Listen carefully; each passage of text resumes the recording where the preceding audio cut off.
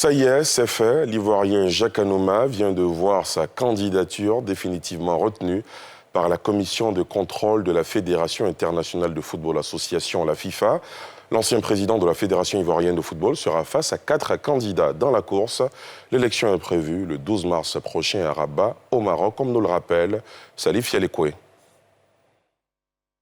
Maître Augustin Senghor, président de la Fédération sénégalaise de football, l'ancien président de la Fédération ivoirienne de football, Jacques Anouma, le président de la Fédération de football de la République islamique de la Mauritanie, Ahmed Yahya, et le président des Mamelodi Sundowns, le Sud-Africain Patrice Motsepe, sont les 4 candidats retenus pour la course à la présidence de la Confédération africaine de football CAF par la commission de contrôle de la Fédération internationale de football association FIFA. Les 2 derniers cités avaient pourtant vu leur dossier partiellement validé par la commission de gouvernance de la CAF, l'organe chargé d'apprécier la probité des prétendants à la présidence de l'instance africaine.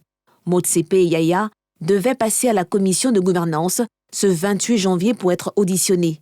Sans surprise, la commission de contrôle de la FIFA a opposé une fin de non-recevoir à la candidature d'Ahmad Ahmad. Le président sortant qui briguait un second mandat avait été suspendu 5 ans fin novembre pour des faits supposés d'abus de pouvoir et de détournement de fonds. Le Malgache a décidé de porter l'affaire au niveau du tribunal arbitral du sport, instance suprême en matière de litige sportif. Constant Omari, assurant l'intérim à la tête de la CAF, a été aussi bloqué dans sa quête d'un siège au Conseil de la FIFA. Dans un courrier adressé à l'administration de la CAF, le patron de la commission de contrôle de la FIFA, Moukoul Moudgal, indique que le Congolais n'est pas éligible en raison d'une enquête formelle en cours par la commission d'éthique de la FIFA. L'Ivoirien Jacques Anouma a pour sa part salué cette décision.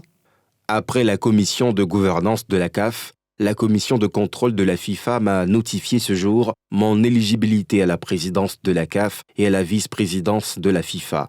La voie s'ouvre pour qu'ensemble nous servions le football africain pour lui restituer ses lettres de noblesse et d'honorabilité. L'Assemblée générale est prévue le 12 mars prochain à Rabat, au Maroc.